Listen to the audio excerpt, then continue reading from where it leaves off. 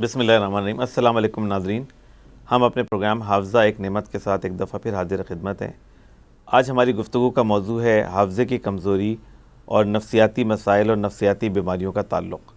آج ہمارے مہمانوں میں دو بڑی شخصیات شامل ہیں۔ سب سے پہلے پروفیسر ڈاکٹر اقبال آفریدی، جو پروفیسر ہیں سائیکیٹری کے اور JPMC جناح پوسٹ گریجویٹ میڈیکل سینٹر میں ہیڈ آف سائیکیٹری ڈپارٹمنٹ ہیں۔ اس کے علاوہ کالج آف فزیشنز میں سائیکیٹری کی فیکلٹی کے سیکٹری بھی ہیں، اور پروفیسر ڈاکٹر رضا الرحمان جو پروفیسر ہیں سائیکیٹری کے ڈاؤ یونیورسٹی آف ہیلتھ سائنسز میں اور ہیڈ آف دی ڈپارٹمنٹ بھی ہیں۔ اور ہماری گفتگو اسی حوالے سے شروع ہوگی کہ سائیکیٹرک ایشوز میں ڈپریشن کی بیماری ایک بہت کامن بیماری ہے پاکستان میں اور دنیا بھر میں، اور یہ بات کہی جاتی ہے کہ ڈپریشن کی بیماری بعض اوقات الزائمرز ڈیزیز یا حافظے کی کمزوری کے طور پہ بھی پریزنٹ کرتی ہے۔ تو ان دونوں میں کیا لنک ہے اور کس طرح فرق کرتے ہیں ایک مریض کو دیکھنے کے بعد، اور ڈاکٹرز کو کیا کرنا چاہیے جس سے پتہ چل سکے کہ اس کو ڈپریشن ہے یا ڈیمنشیا ہے، اور اس کو کس طرح ٹریٹ کرتے ہیں کہ جس کے ذریعے ڈیمنشیا کا علاج ہو سکے؟ ڈاکٹر اقبال آفریدی۔ بسم اللہ الرحمن الرحیم۔ دراصل انسان کی جو دماغ ہے اس کی صلاحیتوں میں سے ایک صلاحیت یہ ہے کہ حافظہ۔ اب یہ حافظے کا تعلق کئی چیزوں سے ہیں۔ ایموشن جو ہماری جو ڈپریسو ڈس آرڈر ہے، عام طور پر ڈپریشن تو بہت کامن ہے، لیکن جس کو بیماری کے زمرے میں لاتے ہیں وہ بھی اچھا خاصا کامن ہے۔ اور اس میں یہی ہے کہ پہلے کہتا تھا کہ ڈپریسو ڈس آرڈر جو ہے صرف ایموشن جذبات کی حد تک محدود ہے، جبکہ اس پہ جو ہے مختلف ریسرچ ہوئی، میرے بھی ریسرچ انٹرنیٹ پہ موجود ہے، جس میں یہ ثابت ہوا کہ یہ محض ایموشن یا جذبات کی حد تک محدود نہیں ہے، بلکہ انسان کی فہم، جس کو ہم کوگنیشن کہتے ہیں، اس کو بھی متاثر کرتی ہے۔ اور اس کی وجہ یہ ہے کہ جب انسان پریشان ہوتا ہے تو اس کی کنسنٹریشن کم ہو جاتی ہے، جس کی وجہ سے جو ارد گرد کی جو چیزیں ہو رہی ہیں اس کے ادراک یا پرسیپشن میں یا ریکگنیشن میں یا اس کو رجسٹر کرنے میں پرابلم ہو جاتا ہے۔ تو وہی بندہ جو بنیادی طور پر ایموشنل ڈس آرڈر یا ڈپریسو ڈس آرڈر میں کا شکار ہے، اس کی توجہ کم ہوتی ہے اور اس کی وجہ سے وہ اس کی یادداشت ڈسٹرب ہو جاتی ہے۔ اسی کو ہم سوڈو ڈیمینشیا بھی کہتے ہیں، کہ سوڈو مانا فالس ڈیمینشیا۔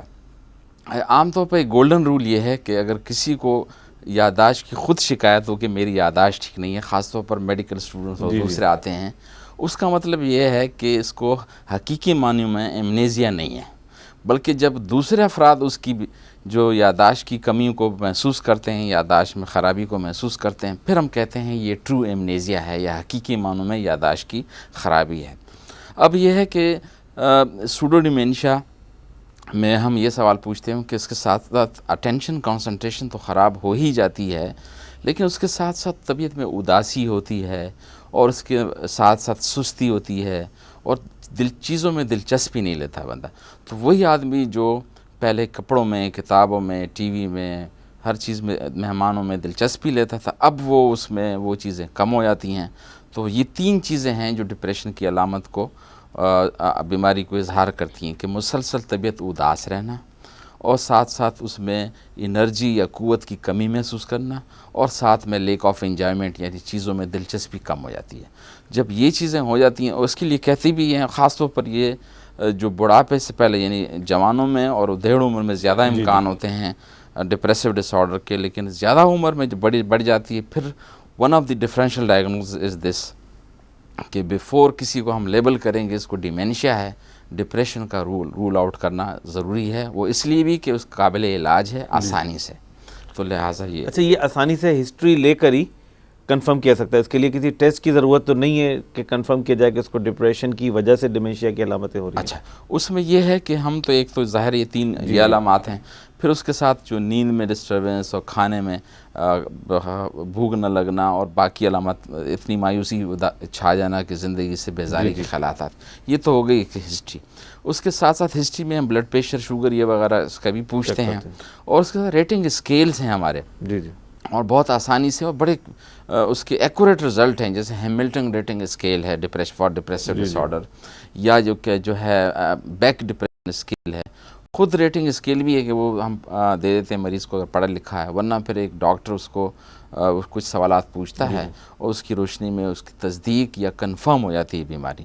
اچھا، سائیکیٹرک پرابلمز بہت کامن ہیں الزائمرز یا ڈیمنشیا کے مریضوں میں، بلکہ زیادہ تر یہ کہا جاتا ہے کہ جو حافظے کی کمزوری ہے ان مریضوں میں وہ اصل پرابلم نہیں ہوتی گھر والوں کے لیے، بلکہ جو اس کی بیہیورل پرابلمز ہوتی ہیں یا سائیکیٹرک پرابلمز ہوتی ہیں یہ زیادہ کامن ہوتی ہیں. تو ایک تو یہ کہ یہ کتنی پائی جاتی ہیں ڈیمنشیا کے مریضوں میں، کس طرح کی ہوتی ہیں، کیا علامتیں ہوتی ہیں، اور وہ کیا کمپلیکیشنز ہوتی ہیں کہ جس کی وجہ سے یہ بڑھ جاتی ہیں، اور کن چیزوں کے بارے میں الزائمرز کے مریضوں کو ان کی فیملیز کو ہمیں بتانا چاہیے، ان کو پتہ ہونا چاہیے کہ یہ پرابلمز ڈیولپ ہو سکتی ہیں الزائمرز کے یا ڈیمنشیا کے پیشنٹ میں، جس کے لیے ان کو ذہنی طور پہ تیار رہنا چاہیے. ڈاکٹر رضا، یہ جو behavioural and psychological symptoms of dementia جو ہے یہ ایک ٹرم یوز کی ہے انٹرنیشنل سائیکوجیریاٹرک ایسوسیشن نے، اور انٹرنیشنل سائیکوجیریاٹرک ایسوسیشن کا یہ کہنا ہے کہ جو ہڈن وکٹمس ہیں ڈیمنشیا کے وہ بیسیکلی فیملی ہے. جی جی بالکل. اور کہا یہ جاتا ہے کہ جو ریسرچ یہ شو کرتی ہے کہ 80 to 90% جو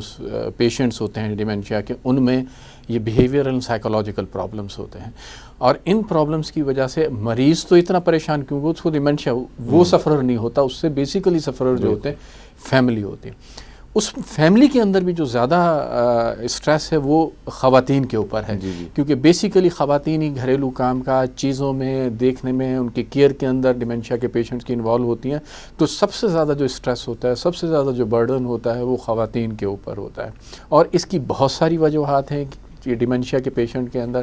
اگر ان وجوہات کو ہم دیکھیں تو فزیکل وجوہات میں مثال کے طور پہ اس کو فزیکل النس ہے جس کی وجہ سے اس کو پرابلم ہو جاتے ہیں، اس کی فزیکل لاس آف میموری ہے، لاس آف ویژن ہے. فار ایگزامپل وہ اگر سن نہیں پاتا ہے تو وہ چیزوں کو مس انٹرپریٹ کرنا شروع کرتا ہے اور اس کو اس طرح سے بیہیو کرنے لگتا ہے گا. اسی طرح سے انوائرمنٹ کے اندر بہت ساری چیزیں ہوتی ہیں، کیوز جو ہیں ان کو نہیں پکڑ پاتا ہے، وہ کیوز کو نہیں پکڑ پاتا ہے، ان کو مس انٹرپریٹ کرتا ہے، اور وہاں پہ اس کی وجہ سے پھر ان میں بیہیویئرل پرابلم ہو جاتی ہیں. اور سب سے بڑا امپورٹنٹ جو ہے وہ کمیونیکیشن کا ہے کہ کمیونیکیشن پرابلم ہوتا ہے اور وہ کمیونیکیشنز کو پراپر طور پہ ڈیل نہیں کر پاتے ہیں، تو اس کی وجہ سے ان کے اندر بیہیویئرل پرابلم ہوتے ہیں. اس میں جو سب سے امپورٹنٹ فیملیز کو جو ریئلائز کرنا چاہیے کہ وہ ان کو چھوٹی چھوٹی سی چیزیں ہیں جو کہ ان کا خیال رکھنا بہت ضروری ہے. مثال کے طور پہ بیہیویئر، اگر آپ کمیونیکیشن کی بات کریں تو کمیونیکیشن میں آپ کے الفاظ کی اتنی ویلیو نہیں ہے جتنا آپ کے رویوں کی ویلیو ہے، جتنا آپ کے گیسچرز کی ویلیو ہے، جو اکاؤنٹ کرتی ہیں آپ کی 80% امپیکٹ پہ. اچھا، جو یہ پرابلم حضرات ہوتے ہیں جن کو ڈیمنشیا ہوتا ہے، یہ الفاظ سے زیادہ آپ کے رویوں کو پک کرتے ہیں کہ آپ کس طرح سے بیہیو کر رہے ہیں اور کس طرح سے اس کو کہہ رہے ہیں. تو ان چیزوں کا ہمیں خیال رکھنا چاہیے. اور اس میں یہ ایک سمجھیں کہ ایک سائیکل کے اندر یہ چلتا ہے کہ ایک رویہ ہے، اگر اس رویے کو آپ نے پراپرلی نہیں ڈیل کیا تو اس کے نتیجے میں ایک اور رویہ آئے گا، وہ اس سے اور زیادہ خراب ہوگا، اور اس طرح سے وہ بڑھتا جائے گا. مثال کے طور پہ اکثر ان میں ڈیمنشیا کے پیشنٹ میں ہوتا ہے کہ یادداشت خراب ہو جاتی ہے. اب میں آپ کو ایک گھر کی مثال دوں کہ ایک گھر میں بابا جی ہیں، ان کی یادداشت خراب ہو گئی اور وہ فرض کریں وہ کسی بھی طرح سے وہ بہو کے گھر میں کمرے میں چلے گئے. اب وہ جو بھی بہو ہے ان کا کمرے میں نہیں جانا چاہیے، وہ چلے گیا. اب اگر وہ اس کو یہ کہتے ہیں کہ بابا جی آپ نکل جائیے، اور وہ ڈیمنشیا کے پیشنٹ ہیں، ان میں ضد ہوتی ہے، وہ کہتے ہیں نہیں میں نہیں جاتا، وہ اور زیادہ بولیں گی نہیں جاتے. ہسبینڈ آ گئے، انہوں نے بھی بابا جی کو ہاتھ سے پکڑ کے نکال دیا کہ نہیں ان کے کمرے میں نہیں آنا. اب اس کی وجہ سے کیا ہوا کہ وہ بیہیویئر کے نتیجے میں، اب پہلے ایکٹیویٹنگ ایونٹ یہ تھا گئے تھے، اب اس غصے میں وہ اور زیادہ شاؤٹ کریں گے، پھر اس کے نتیجے میں گھر والے اور ریئیکٹ کریں گے. تو اس طرح سے اس کا بیسٹ طریقہ یہ ہوتا ہے کہ ABC ماڈل جو لنڈا کا ہے اس میں یہ کہتے ہیں کہ آپ ایکٹیویٹنگ ایونٹ جو ہے اس کے نتیجے میں جو بیہیویئر ہوتا ہے اس کی کانسیکوینسز کو آپ منیمائز کر سکتے ہیں تھرو کمیونیکیشن. مثال کے طور پہ اس وقت آپ کمیونیکیٹ اس طرح سے کیجئے، ان کو کام ڈاؤن کیجئے، ان کی بات کو سنیے، اور ان کو بڑا ہی سافٹ انداز کے اندر، اگر وہ شاؤٹ کر رہے ہیں، غصہ ہو رہے ہیں، تو ان کو بجائے اس وقت ضد کرنے کے یا اس وقت ان کے ساتھ کرنے کے، ان کو چیز کو سمجھانے کی کوشش کریں. جب آپ یہ کریں گے تو وہ اگلا ایونٹ نہیں پریسپیٹیٹ ہوگا. اور یہ بہت کامن ہے فیملیز کے اندر کہ ہم اپنے جو باڈی لینگویج سے، اپنے رویوں سے، ٹون آف وائس سے اس طرح کے میسیجز ان کو دیتے ہیں جس کی وجہ سے جو ڈیمنشیا کے پیشنٹ ہیں یہ بہت زیادہ پرووک ہوتے ہیں، اور جس کو بہت زیادہ اوائڈ کرنا چاہیے. اچھا، ڈاکٹرز کے پاس جب ڈیمنشیا کے پیشنٹس آتے ہیں تو بالعموم ان کے ساتھ فیملی ممبرز بھی ہوتے ہیں، تو ہم ان کے فیملی ممبرز کو کیا ہمیں سمجھانا چاہیے؟ خاص طور پہ یہ ہمارے GPs ہیں یا اور لوگ ہیں جو اس طرح کے پیشنٹس کو مینیج کرتے ہیں، کہ فیملی ممبرز کو ہمیں کیا سمجھانا چاہیے کہ کیا وہ ایکسپیکٹ کریں اگر کسی کو ماڈریٹ ٹو سیویئر الزائمرز ہے، اور اس کے لیے اوور آل ان کا رویہ کیا ہو. خاص طور پہ اگر جس کو ڈیمنشیا کی بیماری ہے اگر وہ ضد زیادہ کرنے لگے تو اس صورت کے اندر گھر والوں کو اس کے ساتھ کس طرح کا رویہ رکھنا چاہیے، جس کی طرف کچھ پروفیسر رضا نے بھی اشارہ کیا، تو ہمیں بریف کیا کرنا چاہیے ایسے فیملی ممبرس کو؟ دراصل ڈیمینشیا ایک گلوبل بیماری ہے، اس کو ہر اینگل سے دیکھنا پڑے گا. نمبر ایک تو یہ ہے کہ جیسے کہ انہوں نے بتایا بھی کہ اس کو ہمیں ایک معصوم بچے کی طرح اس انسان کو سمجھنا چاہیے.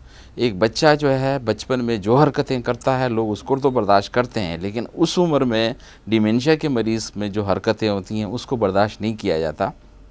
جیسے کہ ڈاکٹر رضا نے جیسے مثال دی، اس میں اگر یہ بچہ کسی گھر میں جائے پھر وہ کہتے ہیں کوئی بات نہیں معصوم ہے، جبکہ یہاں پہ بھی اس کی دماغ کی جو سافٹ ویئر ہے وہ کام نہیں کر رہی ہے، وہ اسی لیول پہ آ گیا ہے. ظاہر ہے کہ اب وہ سہارے کے ذریعے چل رہا ہے، تو لہٰذا ایک تو یہ ہے کہ ہمیں اس کو اس انداز سے ڈیل کرنا چاہیے. دوسرا کمیونیکیشن کے وقت بڑا غلطی کرتے ہیں، اس کہتے ہیں چلیں. اب یہ ہے کہ اس کے دماغ کی پروسیسنگ اتنی سلو نہیں ہے، تو لہٰذا اگر آرام سے کہا جائے کہ یہ کپڑے پہن لیں تاکہ وہ کمپریہینڈ تو کرے، سمجھ آئے یا یہ کپڑے پہننے ہیں یا یہ کھانا آرام سے کہا جائے کھانا. ایسی کہیں آئیں چلیں، اس کو ظاہر ہے اس کے دماغ نے پروسیسنگ ہی نہیں کی، اس کو دھکیلا جائے گا وہ تو انکار کرے گا. دوسرا اکثر ہم نے دیکھا ہے کہ خاص طور بہویں یا وہ بڑی ان کو شکایت ہوتی ہیں، بیٹیاں اور بیویاں تو برداشت کر لیتی ہیں کہ وہ جب ایک ہاتھ چیز پکڑ لیتا ہے دوپٹہ پھر وہ چھوڑتا نہیں. اچھا ہوتا یہ ہے کہ جتنا اسے کھینچیں گے یہ اور مضبوط رکھے گا، اس کا یہ ہے کہ اسی کی طرف دھکیل دیں پھر چھوڑ دیتا ہے وہ، کیونکہ دماغ کا جو فرنٹل لوب ہے اس کے اندر یہ ریفلیکس، یہ گریس ریفلیکس ہوتا ہے. اب یہ ہے کہ اس نے چیز پکڑ لی، وہ کھینچ رہی ہے، وہ ادھر کھینچ رہا ہے، اگر وہ دوپٹہ اسی کی طرف یعنی ہاتھ اسی کی طرف کیا جائے وہ چھوڑ دیتا ہے. تو لہٰذا اس کو اس بچے کی ماڈل کی طرح ہمیں برداشت کرنا پڑے گا. پھر یہ ہے کہ یورین پاس کر دیا تو اس کو اگر آرام سے سمجھائیں کہ آپ یہ پیشاب کرنے کی جگہ نہیں تھی یا یہ آئندہ ادھر کرنا، یا یہ ہے کہ جب آپ نے پانی پلا دیا اس کے 1 گھنٹے یا 2 گھنٹے کے اندر ہی اس کو پہلے ہی سے لے جائیں واش روم کہ اس کا بلیڈر خالی ہو جائے، تو یہ نوبت ہی نہیں آئے گی کہ وہ پھر اتنا سارا بدبو یہ چیزیں ہوں گی. اسی طرح کھانا کھاتے ہوئے وہ ظاہر کپڑے صاف نہیں رکھتے، پھینکتے ہیں. تو بچوں سے تو ہمیں توقع ہوتی ہے کہ اس سے کپڑے گندے کر لیے پرواہ نہیں ہے، اس سے بھی توقع ہوتی ہے کہ یہ کس قسم کا ہے.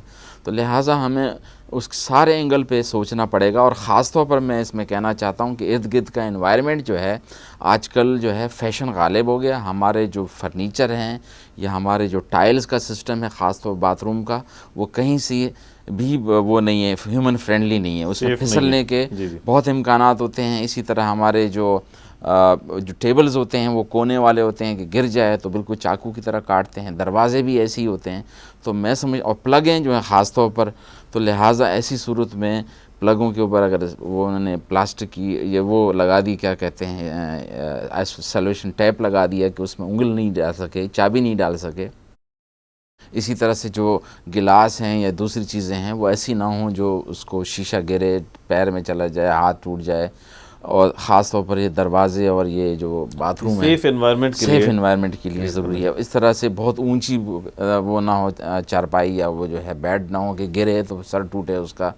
تو میرا خیال ہے کہ اس پہ ایک تو یہ ہمیں وہ دینا پڑے گا. پھر دوائیاں کھانے میں بھی ان کو پرابلم ہوتی ہے کہ وہ دوائی کھاتے ہوئے نگلنے کا سسٹم ہی دماغ اوپر کام نہیں کر رہا ہوتا ہے، اور اس کو پانی پکڑا دیا، اس کو آرام سے کہنا پڑے گا کہ یہ گولی ہے، یہ کھا لیں اور نگل لیں، تاکہ وہ سمجھے تو صحیح. بچے کی جو ہم کر رہے ہوتے ہیں ویسے کرنا پڑے گا تو ہی اچھے نتائج نکلتے ہیں. اور میں سمجھتا ہوں اس میں تھوڑا بہت ورزش کا ایک تو پڑے رہتا ہے جس کی وجہ سے غصہ آتا ہے. آخر دماغ کے نیورو ٹرانسمیٹر کہاں جائیں؟ جب وہ استعمال ہوں گے، کہیں واک کرے گا یا تھوڑا اس کو چہل قدمی کرائیں گے تو غصہ نہیں کرے گا.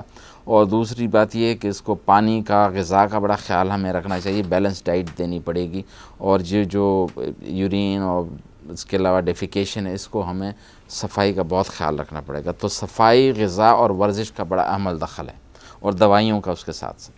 انوائرمنٹ کی انہوں نے بات کی، اور بعض اوقات یہ لوگ شکایت کرتے ہیں کہ جی اچانک جو ہے وہ رویہ خراب ہو جاتا ہے الزائمرز کے پیشنٹ کا. تو کیا اس کا تعلق انوائرمنٹ سے ہوتا ہے؟ بعض لوگ ہر مہینے 2 مہینے پہ اپنے گھر کی سیٹنگ چینج کر دیتے ہیں، کرسیاں میزوں کی ترتیب بدل دیتے ہیں، یا روشنی کی کمی اگر گھر کے اندر ہو تو کیا ان چیزوں کا بھی اثر پڑتا ہے ڈیمینشیا کے پیشنٹس پہ، اور ان سے بھی جو ہے وہ اس کی ذہنی کیفیت میں فرق آ سکتا ہے یا بیہیویئرل کمپلیکیشنز آ سکتی ہیں؟ دیکھیں انٹرنیشنل سائیکو جیریاٹرک ایسوسیشن جو ہے اس کی ریکمنڈیشن یہ ہے کہ ڈیمینشیا کا بیہیویئر جو بھی ہے وہ ریفلیکٹ کرتا ہے بیسیکلی اس کے انوائرمنٹ کو، کہ وہ اگر اس طرح سے ریئیکٹ کر رہا ہے تو انوائرمنٹ میں کچھ نہ کچھ ایسی چیزیں ہیں اس کی وجہ سے. تو آپ کے رویے میں اگر کوئی پیشنٹ ایسا کر رہا ہے تو سب سے پہلے جیسے ڈاکٹر اقبال آفریدی نے کہا کہ ہمیں اپنے رویوں کو ریویو کرنا ہے، اور اس میں رویے میں سب سے امپورٹنٹ جو ہے کمیونیکیشن ہے، جس میں ہمیں باڈی لینگویج اور نان وربل کمیونیکیشن پہ بہت زیادہ زور دینا ہے، کیونکہ یہ مریض جو ہیں یہ نان وربل کمیونیکیشنز کو بہت زیادہ پک کرتے ہیں. جہاں تک آپ نے انوائرمنٹ کی بات کی، اب ان کے ساتھ پرابلم یہ ہے کہ ان کی نئی میموریز تو نہیں بن رہی اور پرانی میموریز ہیں. اکثر مریض آ کے اٹینڈنٹ یہ کہتے ہیں جی یہ پرانی فلانے اب سے 50 سال پہلے کی 20 سال پہلے کی ساری چیزیں یاد ہیں، مگر ابھی کھانا کھایا تھوڑی دیر بعد یاد. تو وہ بالکل صحیح کہتے ہیں کہ اصل پرابلم ہی یہ ہے کہ ان کے اندر نئی میموریز نہیں بن رہی، پرانی میموریز نہیں. اب اسی چیز کو ذہن میں رکھتے ہوئے آپ دیکھیں اگر آپ گھر کی سیٹنگ بار بار چینج کریں گے تو بابا جی کے لیے تو مشکل ہوگا نا کہ اس کو رجسٹر کرنا اور میمورائز کرنا کہ کیا چیز کہاں تھی اور کیا تھی. تو اس لیے اس چیز کو جتنا بھی ہو سکے اوائڈ کرے کہ جو چیزیں پہلے سے جس طرح سیٹنگ ہے اسی طرح سے رکھیں. ایک بہت کامن یہ ہے کہ جب بوڑھے ہو جاتے ہیں تو اکثر ان کو جیسے بیٹے ہیں تو وہ جی کچھ دن آپ رکھ لیں کچھ دن آپ رکھ لیں، اس طرح سے ہوتا ہے، جو کہ اس کی بیہیویئرل پرابلم کا ایک بڑی وجہ یہ بھی ہوتی ہے. اس کی مین وجہ یہ ہے کہ جب وہ بابا جی کسی نئے گھر میں جاتے ہیں، اب جس گھر میں وہ ہمیشہ سے رہ رہے ہیں وہاں ان کو ساری میموریز ہیں، باتھ روم کہاں ہے، ساری چیزیں ان کی میموری کے اندر ہیں، وہ روٹین میں بالکل صحیح چل رہا ہوتا ہے. مگر جب نئی جگہ جاتے ہیں تو پھر ان کو نئی میموریز تو نہیں بن رہی، پھر ہر دفعہ وہ کہیں نہ کہیں کبھی اس کمرے میں چلے جائیں گے، کبھی کچھ اور کر دیں گے اور وہاں پہ وہ ڈسٹرب ہو جائیں گے. تو جہاں تک شفٹنگ کا ہے اس کو ایوائڈ کرنا چاہیے کہ ان کو اس طرح کے مریضوں کو حتی الامکان کوشش یہ کرنی چاہیے کہ جس انوائرمنٹ میں وہ مدتوں سے رہ رہے ہیں ان کو اسی انوائرمنٹ رکھیں. اور لائٹنگ کا بھی اثر پڑتا ہے، لائٹنگ کا بھی اثر پڑتا ہے کہ بہت زیادہ اگر ہو یا بہت ڈم لائٹ میں جو ہے وہ چیزوں کو اندھیرے کے اندر یہ مس انٹرپریٹ زیادہ کرتے ہیں چیزوں کو، تو اس میں اپروپریٹلی رکھنا چاہیے. لائٹ میں میسیجز کا ہے کہ وہ دیکھنے میں اسی طرح سے جیسے ڈاکٹر اقبال نے کہا کہ وہ اگر لائٹ بھی صحیح ہے اور میسیج ان کو وربل صحیح نہیں مل رہا تو اس سے بھی فرق پڑے گا. تو وہاں پہ بھی ہمیں جو بھی ان کو کمیونیکیٹ کرنا ہے وہ آرام سے توڑ کے اور حصوں میں بتانا ہے تاکہ وہ میسیج جو ہے وہ ان تک پہنچ جائے. ان کے ساتھ کوئی بھی اگر ان کو آپ کو لے کے بھی جانا ہے تو ان کو بتائیں کہ میں آپ کو ابھی کہاں لے کے جا رہا ہوں، میں آپ کے ساتھ یہ کرنا چاہ رہا ہوں. جو بھی کام کر رہے ہیں وہ پہلے آپ کہیے اور جو بات کر رہے ہیں اس کو ریفریز کیجئے بار بار. ریفریز کا مطلب یہ کہ اس کو سمجھائیے. بچوں میں یہ ٹیکنیک بچوں کو سمجھاتے ہیں ایگزیکٹلی بالکل اسی طرح سے کریں. ایکسرسائز کے حوالے سے بہت امپورٹنٹ ہے کہ جو خاص طور پہ ایسی ایکٹیویٹیز اکثر بزرگ جو ہیں بہت انجوائے کرتے ہیں، گارڈننگ ہے، اس میں ان کو انکریج کرنا چاہیے کیونکہ جتنا زیادہ یہ ایکسرسائز میں انوالو ہوں گے اتنا. بلکہ اب جو نئی ریسرچ آ رہی ہے اب تو یہ آ رہا ہے کہ پہلے زمانے میں جب ہم اسٹوڈنٹس ہم یہ پڑھا کرتے تھے کہ برین میں گروتھ نہیں ہوتی، مگر اب یہ ہے کہ نرو گروتھ فیکٹرز جو ہیں وہ برین میں گروتھ بھی کرا سکتے ہیں. تو ان کے اندر تو ویسے ہی کم ہے، تو ایکسرسائز سے گروتھ فیکٹرز ایک بہت زیادہ جو آج کل ریسرچ ہو رہی ہے BDNF برین ڈرائیو نیوروٹروپک فیکٹر جو کہ ایکسرسائز سے بڑھتا ہے اور اس سے ان کے برین کے اندر گروتھ ہوگی، ان سے ان کا ڈپریشن اور دوسری چیزیں بہتر ہوں گی. کیونکہ ڈپریشن ہو جائے آپ کے رویوں کی وجہ سے یہ سب چیزیں ان مریضوں کو زیادہ خراب کرتے ہیں.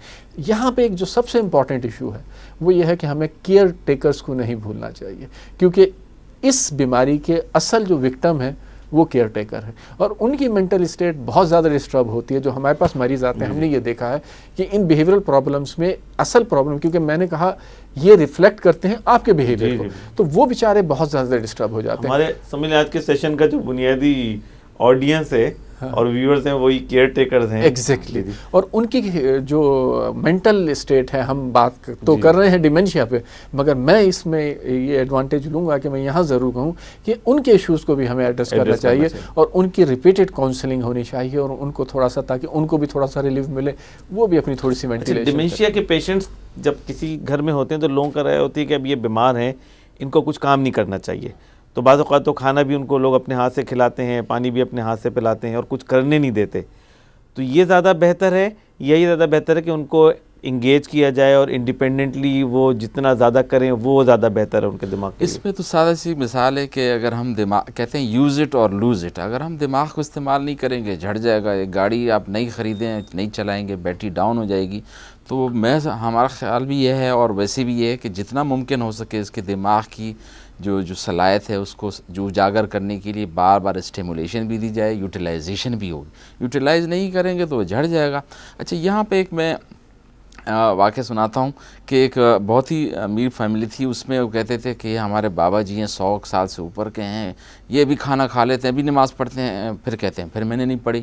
میں نے ان کو کہا ایک بڑا سی گھڑیال اس کے سامنے لگا دیں جو کم از کم ویزیبل ہو, موٹے موٹے الفاظ ہوں, اس کو کہتے کہ اس ٹائم کھانا کھا لیا, یہ ابھی اتنا ٹائم ہے, اس سے ان کا مسئلہ ہی حل ہو گیا. ظاہر ہے بابا جی کے سامنے گھڑیال تھا, اندازہ ہوتا تھا کہ ابھی میں نے کھا لیا.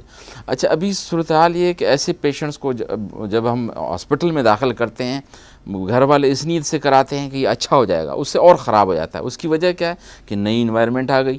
اب اس کا ہارڈ ویئر تو کام کر رہا ہے, 65 کی لڑائی کا تو اس کو یاد ہے, لیکن نئی چیزیں وہ اس کا جو ہے وہ ریم تو کام کر نہیں رہا ہے جو, تو لہٰذا نئی چیزوں کا پتہ نہیں ہے. اور دوسری بات ہے اس کی پرسیپشن خراب ہو جاتی ہے, ادراک خراب ہو جاتا ہے کہ وہ جو تاریں چل رہی ہیں اس کو سانپ سمجھنے لگتا ہے, ارد گرد کے جو لائٹیں ہیں عجیب و غریب ہاسپٹل کی اس کو عجیب سمجھنے لگتا ہے. پھر باتھ روم کا اندازہ نہیں ہوتا کہ کس طرف ہے, اور ادھر نرسیں یا ادھر جو نئے چہرے ہوتے ہیں اس کو وہ پرسیو نہیں کر پاتا, تو لہٰذا اور ڈسٹربنس کے امکانات بڑھ جاتے ہیں اس میں. تو لہٰذا یہ ہے کہ جو نان میڈیکل یا نان فارماکولوجیکل انٹرونشن میں یہی ہے کہ اگر اس کو بتایا جائے کہ ابھی صبح کا وقت ہے, یہ نماز کا ٹائم ہے, ابھی دوپہر کا وقت ہے یا فلاں ہے, یہ کھانے کا وقت ہے, بار بار اگر اس کو اپڈیٹ رکھیں گے تو ورنہ وہ باہر نکل نہیں رہا ہے, اس کو کیا پتہ کہ سورج نکلا ہے نہیں, 12 بج رہے ہیں 11 بج رہے ہیں, اس کو کیا پتہ. تو لہٰذا اس کو اپڈیٹ ایکٹیویٹ کریں, انگیج کریں, ہاں اپنے کام اپنے ہاتھ سے کرنے دیں تو وہ زیادہ اس سے زیادہ بہتر. اور وہ اس سے پہلے کہ وہ یورین اس کا خطا ہو پہلے ہی اس کو لے جائیں, اس سے ورزش بھی ہوگی. لیکن اس کو جیسے رضا صاحب نے بتایا کہ اس کو کمیونیکیشن اہم بات ہے کہ آپ کو ہم باتھ روم یا واش روم یا یورین پاس کرنے کے لیے لے جا رہے ہیں, اور آرام سے کہ وہ پرسیو کرے. پھر یہ نہیں کہ پکڑ دکڑ دو, آرام پھر مرحلہ وار بتایا جائے کہ اب دروازہ بند کرنا ہے, یا ہاسپٹل بھی لے جانا ہے تو کہنا ہوگا کہ یہ گاڑی ہے, اس کا دروازہ میں کھول رہا ہوں, آپ بیٹھیں. یعنی اس کو پورا وہ کرنا پڑے گا, بچوں کی طرح ڈیل کرنا پڑے گا تاکہ وہ اس پہ ناراض نہ ہو, ورنہ وہ اینگر ایگریشن ضد دکھاتے ہیں.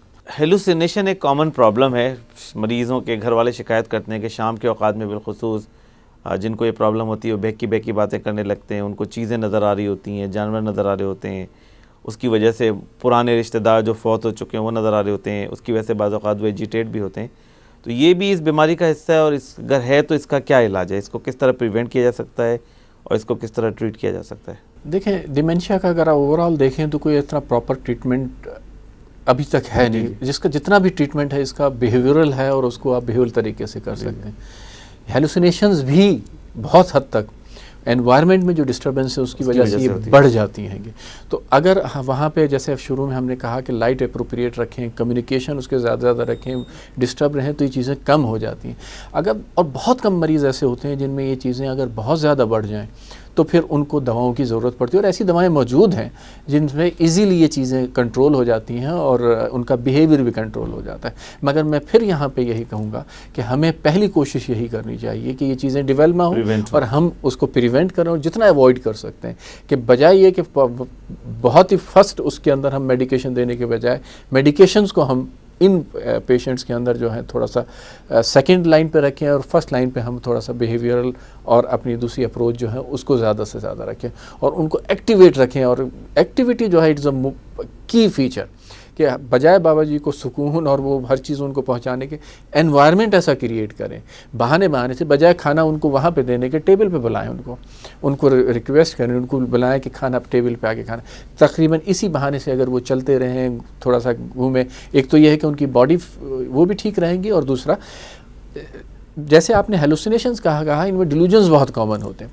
اب فار ایگزامپل اگر اس کی ہیئرنگ امپیئر مثال کے طور پہ, تو جب وہ سن ہی نہیں رہا تو اور لوگ وہاں پہ کوئی دو باتیں کر رہے ہیں تو وہ ہمیشہ کسی بھی آدمی کی ہیئرنگ خراب ہو جائے تو وہ ہمیشہ اس کے اندر یہ ڈیل ہوگا دو لوگ کیا بات کر رہے ہیں, اور اس میں پرسیکیوشن اور وہ چیزیں آ جائیں گی. تو بیسٹ یہ ہے کہ بجائے اس کو کوئی دوا دینے کی کہ اس کی وہ ختم ہو, آپ اس کی ہیئرنگ ایڈ دیں تاکہ وہ چیز بہتر. اگر ویژن کا پرابلم ہے اس کو بہتر کریں, انوائرمنٹ میں جو چیزیں ہیں اس طرح کی جو اس کو ڈسٹرب کر رہی ہیں ان کو ختم کرنے کی کوشش کریں. نیند کی شکایت بھی ایک عام پرابلم ہے, اس عمر میں بھی کافی پرابلمز ہوتی ہیں نیند کے حوالے سے کہ نیند نہیں آتی ہے یا دیر سے آتی ہے.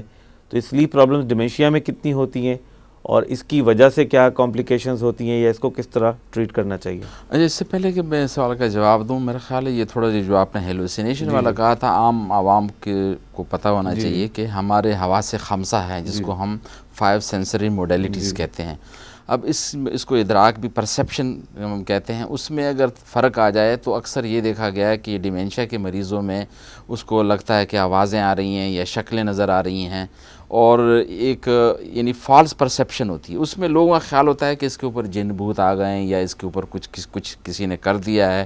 پھر وہ کمزور عقیدے والے لوگ ان چکروں میں پڑتے ہیں، اور خاص طور پر یہ جو آج کل مارکیٹ میں جو ہو رہا ہے، جو عاملوں کے نام جو ہے جس انداز سے لوگوں کو لوٹ رہے ہیں، پھر اس چکر میں پڑ جاتے ہیں لوگ. تو لہٰذا ان کو یہ پتہ ہونا چاہیے کہ دماغ کی جو صلاحیت ہے اس میں ایک یہ بھی ہے کہ حواس خمسہ جو ہمیں ادراک ارد گرد کا ہو رہا ہے اس میں یہ ڈیمینشیا میں وہ بھی ڈسٹرب ہو جاتا ہے، اور وہ انوائرمنٹ کو چینج کرنے میں اور دوائیوں سے اور غذا سے اس کو ٹھیک کیا جا سکتا ہے. جہاں تک آپ نے بات کی ہے نیند کی، اکثر یہ بھی لوگ سوچتے ہیں کہ شاید بڑھاپے میں بھی اتنی نیند ہوتی ہے. نیند کا جو سسٹم ہے یہ اللہ تعالیٰ کی بڑی نعمت ہے، وہ ہر عمر کے حساب سے ڈیفائنڈ ہے. یعنی انفنٹس میں، بچوں میں، شیرخوار بچوں میں 16 گھنٹے نیند لازمی ہے، اور نوجوانوں میں جو ہے 8 گھنٹے کے ایوریج نیند کے، اور بڑھاپے میں 5 گھنٹے 4 گھنٹے بھی کافی سمجھی جاتی ہے. تو یہ بھی نہیں ہے کہ اس کو بلا وجہ دوائی دے کے سلایا جائے،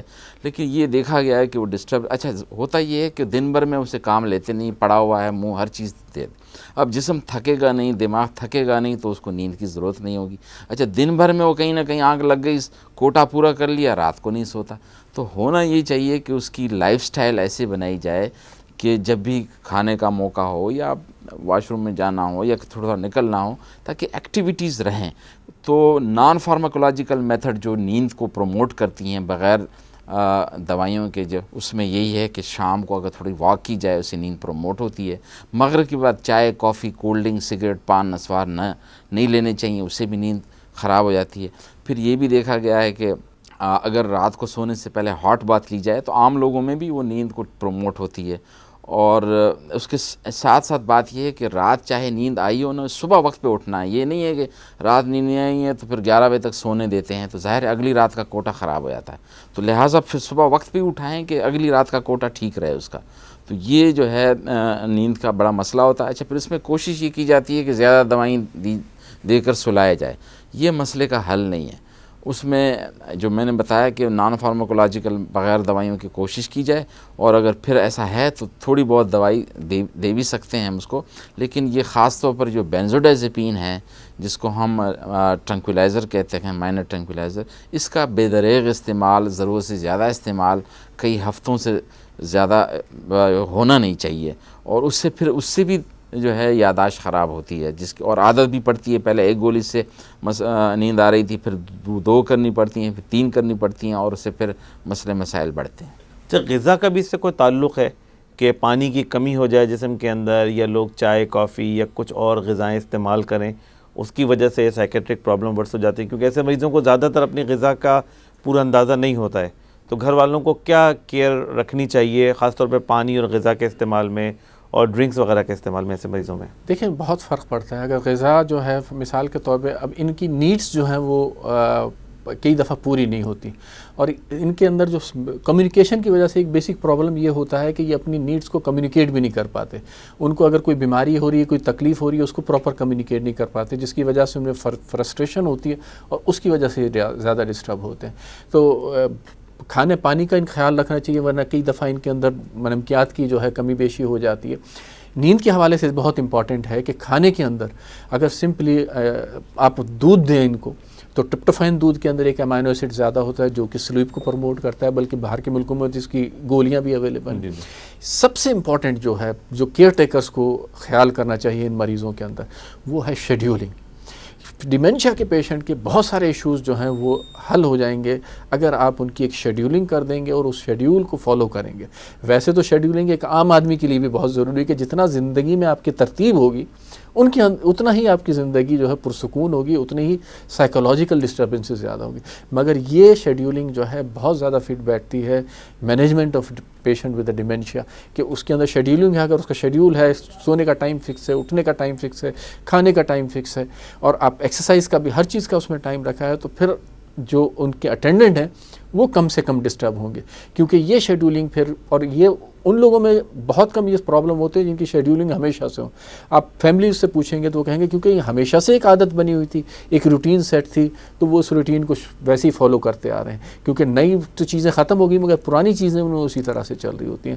تو شیڈیولنگ جو ہے وہ بہت امپورٹنٹ ہے, اور اس پہ ہمیں بہت زیادہ توجہ فیملی ممبرس کو دینی چاہیے کہ اس پہ زیادہ سے زیادہ ان کے ٹائمنگس کو, اور ان کو پھر زیادہ ڈسٹرب نہ کریں. کہ ان کا جو سونے کا ٹائم ہے اس میں چاہے کچھ بھی ہو جائے, شادی میں جانا ہے, بیاہ میں کچھ بھی ہے, مگر ان کو اس ٹائم کے اوپر, کھانے کا جو ٹائم ہے اس میں آگے پیچھے نہ کریں. اور دن میں جیسے جب شیڈیولنگ ہوگی تو سوئیں گے نہیں, ایکٹیویٹیز کے اندر ان کے انوالو کر دیں. تو جب اگر شیڈیولنگ ہوگی تو پھر ان کے پاس فارغ ٹائم نہیں ہوگا کہ وہ دن میں سوچ کے, یا انہوں نے نیپس لے لیا جس کی وجہ سے ان کو نیند پوری ہو گئی تو اب رات کو نہیں سو پا رہے ہیں اور رات کو پرابلم ہو رہا ہے. دواؤں کا استعمال اس ایج گروپ میں کافی کامن ہے, مختلف بیماریاں ہوتی ہیں اس عمر میں, بلڈ پریشر, کولیسٹرول, پروسٹیٹ کا پرابلم. تو یہ جو ملٹیپل دوائیاں استعمال ہو رہی ہوتی ہیں ایسے مریضوں میں, ڈاکٹرز کو خاص طور پہ جو پرسکرائب کریں ان کو کتنا کیئرفل رہنا چاہیے ڈیمینشیا کے پیشنٹس میں کہ ان کے درمیان انٹریکشن کا خیال رکھے اور دوائیاں کم سے کم پرسکرائب کریں؟ اس حوالے سے آپ جو ہمارے ڈاکٹرز ہیں ان کو کیا گائیڈ کرنا پسند کریں؟ میں سمجھتا ہوں ڈاکٹر صاحب نے بہت اچھے پہلو کی نشاندہی کی ہے. اس میں ہمارے ہاں خاص طور پر پاکستان, بنگلہ دیش, انڈیا میں ڈاکٹرز کو اللہ نے جو حیثیت دی ہے لوگ اس کو مانتے ہیں. اس کا بے دریغ استعمال بھی نہیں کرنا چاہیے اس پاور کو. ہوتا یہی ہے جیسے آپ نے کہا کہ اس عمر میں زیادہ تر مریضوں کو بلڈ پریشر بھی ہوتا ہے, جوڑوں کا درد, بلڈ پریشر, شوگر اور طرح طرح کی بیماریاں. تو لہٰذا یہ دیکھا گیا ہے, جو جدید تحقیق یہ کہتی ہے کہ انسان کے جگر میں سائٹوکروم P450 انزائم سسٹم ہے.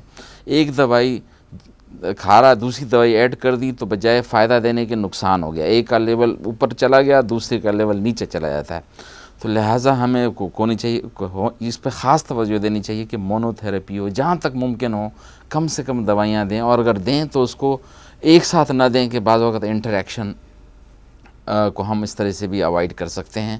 اور پھر یہ ہے کہ بعض اوقات یہ بھی ہوتا ہے کہ ایک دوائی آپ جو دے رہے ہیں دوسری دوائی دے دی, اس کا الٹا نقصان ہو جاتا ہے. جیسے کہ آپ دیکھتے ہیں کہ بندے کو اگر لوموٹریجین اور اس کو ساتھ ملایا جائے سوڈیم والپرویٹ کو, تو اس کے لیول پتہ نہیں کہاں سے کہاں چلے جاتے ہیں. تو لہٰذا ہمیں یہاں پہ یہ احتیاط کرنی چاہیے کہ جو بھی دوائیاں دیں بڑے سوچ سمجھ کر دیں, اور ان کی انٹریکشن خاص طور پر جو سائٹوکروم P450 انزائم سسٹم کا 2D6 ہے وہ زیادہ دوائیوں کو وہ کرتا ہے. لہٰذا ڈاکٹروں کو چاہیے کہ اپنے اس علم کو اب جدید تحقیق کی روشنی میں اس کو اپڈیٹ کریں اور دیکھیں کہ کون سی دوائیاں کون سے بہت انٹریکشن کرتی ہیں وہ اوائڈ کریں. تو یہ ایک ضروری تھا جو آپ نے میرا خیال ہے اس کی نشاندہی کی, اور ہم سب کو چاہیے کہ رسپانسیبل پرسکرپشن کریں. ایون بلا وجہ ملٹی وٹامن بھی نہ دیں, ہو سکتا ہے ہائپر وٹامینوسس ہو جائے اس کو انٹریکشن. ہاں, تو لہٰذا یہ آپ سے آخری سوال ڈاکٹر رضا یہ ہے کہ ایسے مریضوں میں اکثر دیکھا گیا کہ چونکہ ان کی یادداشت کمزور ہوتی ہے تو گھر والے ان کو کہیں باہر نہیں جانے دیتے. وہ کہتے ہیں اگر باہر چلے گئے تو راستہ بھول جائیں گے, یا کہیں لے کے نہیں جاتے. تو زیادہ بہتر یہی ہے ان کے لیے کہ ان کو ریسٹرکٹ کیا جائے گھر کے اندر, یا زیادہ بہتر یہ ہے کہ ان کو کنٹرول سپروائز انوائرمنٹ میں روز آنا یا ہفتے میں 2-4 دفعہ باہر لے کے جائے اور گھر والے اس کو مینیج کریں, پلان کریں, کیا چیز زیادہ بہتر ہے؟ دیکھیں ریسٹرکشن جو ہے یہ تو ڈیفینیٹلی ان کو پرووک کرتا ہے گا. اتھارٹیٹیو ایک تو نہیں ہونا چاہیے ایٹیٹیوڈ, یہ ذہن میں رکھیے کہ انہوں نے ہمیشہ سب پہ وہ کیا. ان کے ذہن میں یہ ہے, اگر آپ ان سے تھوڑا سا بھی ان کو یہ فیل ہوتا ہے نا کہ یہ اگلا بندہ میرے ساتھ اتھارٹیٹیو ہو رہا ہے اور مجھے روکنے کی کوشش کر رہا ہے, تو وہ ایک دم سے بھڑک اٹھتے ہیں. تو آپ کو اپنا ایٹیٹیوڈ ان کے ساتھ تھوڑا سا نرم رکھنا ہوگا اور ریسٹرکشن نہیں کرنی چاہیے. اگر فار ایگزامپل بہتر ان کے لیے ہے کہ جتنا وہ نکلیں باہر, ایکسرسائز کریں, گھر کے اندر اگر اس طرح کا ماحول ہے, گارڈننگ ہے, وہ چیزوں میں انوالو ہوں, اور کبھی کبھی ان کو باہر بھی لے کے جائیں، اور باہر لے کے جائیں اس سے ان کی طبیعت میں بہتری آئے گی. گارڈن میں لے کے جائیں، وہاں پہ وہ واک کریں، زیادہ لوگوں سے ملیں، انٹریکشن، مسجد میں جائیں اگر جاتے ہیں، ساتھ جائیں. مگر یہ آپ بالکل صحیح کہہ رہے ہیں کہ اکیلا تھوڑا سا اوائڈ کرنا چاہیے، کہ اکیلا نہ بھیجیں، کیونکہ ڈیفینیٹلی ان کے ساتھ پرابلم یہ ہے کیونکہ وہ راستہ بھول سکتے ہیں اور کچھ، تو اس لیے ان کو انڈیپینڈنٹلی باہر نہ جانے دیں، مگر ڈیفینیٹلی لے جانے میں اس سے بہت بہتر ہوگا کہ وہ گھر میں ہی رہیں گے. اور گھر میں بھی اگر ان کو رکھنا ہے تو وہاں پہ ریسٹرین نہیں کرنا اپنا، جہاں ان کو یہ فیل ہوا کہ مجھے یہ ریسٹرین کر رہے ہیں یا میرے اوپر اتھارٹی کر رہے ہیں، وہاں پہ ایک دم سے وہ ریئیکٹ کریں گے. ناظرین، ہم بہت بہت شکر گزار ہیں پروفیسر رضا کے اور ڈاکٹر اقبال آفریدی کے کہ انہوں نے آج کے اس پروگرام میں آپ کو اور ہمیں بڑی اہم معلومات فراہم کی، اور ہمیں امید ہے کہ ان معلومات سے ہمارے جو پیشنٹس کی فیملیز ہیں ان کو اس بیماری کو سمجھنے میں اور اس طرح کے بیماری کے مریضوں کا علاج کرنے میں بڑی مدد ملے گی. اس کے ساتھ ہی ہم آپ سے اجازت چاہتے ہیں، اپنے اگلے پروگرام میں دوبارہ حاضر خدمت ہوں گے. اللہ حافظ.